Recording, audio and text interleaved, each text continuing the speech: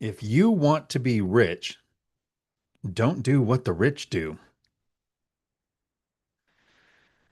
Howdy. Welcome back to Financial Freedom for the Lazy Person. The question is, are you lazy enough to want to make work optional? The idea for this video comes because I think I keep seeing some of the worst advice that I could imagine on YouTube University. All of the rich people doing what rich people do, and the people who want to be rich think that's what I should do. And first, I'll give a little bit of background so you can determine if I'm rich or not. I think if 60% of Americans can't afford a $1,000 emergency without going into bad debt, and 48% of Americans between the age of 40 or 55 and 65 have zero saved for retirement, rich isn't really about a number. It's about wealth. How much money do you have coming in that you don't have to work for? So most of my life, I didn't make over $60,000 a year. Now, in early retirement, been retired for 3 years, I have about $240,000 a year coming in that I don't have to work for. That's in profit. That's after taxes, paying mortgages, paying all expenses, and setting aside over $60,000 a year for future expenses on my rental portfolio. So every month, I have about 21-ish thousand dollars that I'm learning how to spend. No kids. They're all older, out of the house. I don't have expensive lifestyle.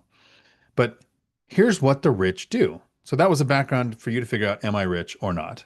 Now, for some people, $20,000 a month that you don't have to work for isn't rich because a lot of people don't know what enough is. And for me, $4,000 or $5,000 is enough. The 20,000 is so I can continue to invest. And because inflation's a thing, I wanted to own assets that benefit from inflation.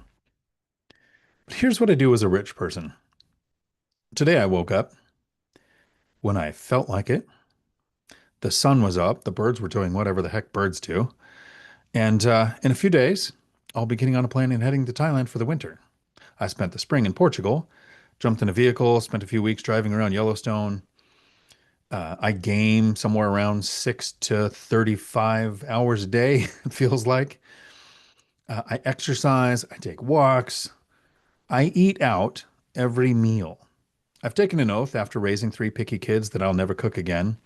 So I have what's called a reverse budget. I require myself to spend at least $2,000 a month eating out.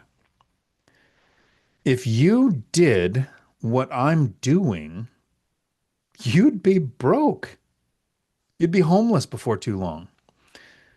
I mean, well, prison is the ultimate house hack and not a really good retirement plan. It's probably where people would end up if they lived the way that I do now. Because the mistake people make is they compare year 10 to year 1 or 4 or 5. If you want to be rich, don't do what the rich do. Do what the rich did. That's a teachable moment right there. What did I do to become wealthy, to never have to work again in my life, to own an asset class where I get richer because of inflation? So I don't fear inflation. I don't want it. It's not good for the average person, and I don't want the average person to suffer. But I'm not going to fix the world, can't boil the ocean. I'm going to benefit from inflation. I have the benefits of inflation-based debt destruction. I own assets that are levered, so inflation is my best friend. For a decade, I didn't do what I'm doing now. Right now, I have every streaming service there is, even Shudder. I have all of the streaming services that say, if there's a show that you even feel like watching an episode of, you don't have to sign up because you already are, because I have an asset for every expense. And I have a duplex that pays for my entertainment. And all of the streaming services in the world are not enough to take the cash flow from that duplex. I didn't do that for 10 years. I didn't even have cable. We didn't have streaming services, no Netflix, no Hulu, no Prime. My poor kids grew up watching the boxed set of the Friends DVD collection.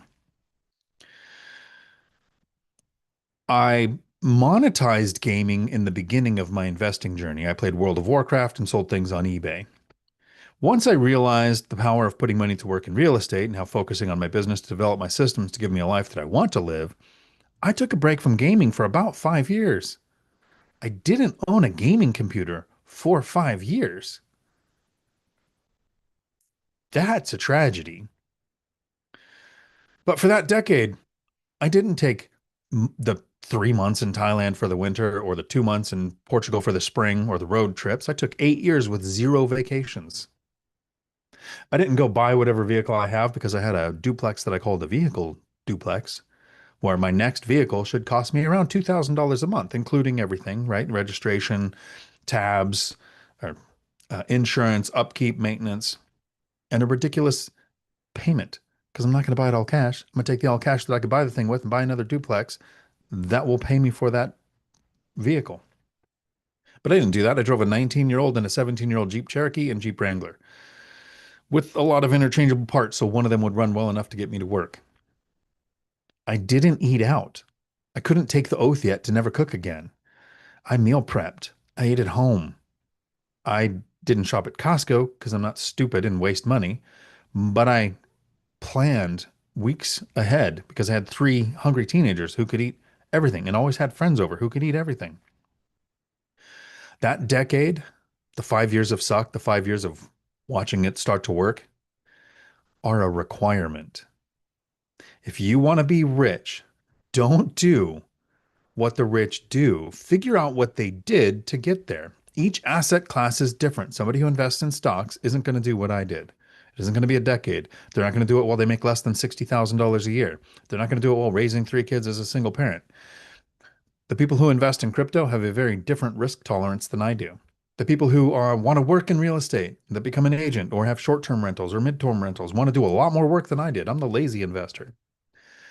Find the person, whether it's Coach Carson, Michael Zuber from One Rental at a Time, the Lumberjack Landlord, Millennial Mike, one of the people who've reached financial freedom using a strategy that will work for you with your timeline, your resources, your abilities. And then think, however they're living now, driving to Toronto to drop 15 to 20 grand on some cards, that's not how you get wealthy. That's how a wealthy person moves their wealth around and will have more wealth in the future. But that's not an investing strategy you use in the first 5 years. You definitely don't quit your job, not have a job, sleep whenever you want, game whenever you want, travel whenever you want. That's what the wealthy person does. Some wealthy people turn around, stick their hand out, try to grab your hand and drag you along to where they're at, kicking and screaming sometimes. And that's what I'm doing. And that's why I make content. And this is a nice short video for those people who would never click on a 2-hour video. If you want your questions answered during a live stream, every Tuesday at 4 p.m. Pacific, I do a live stream that lasts as long as the questions do. Except for this Tuesday, I'll be on a plane heading to Seoul for a layover on my way to Thailand.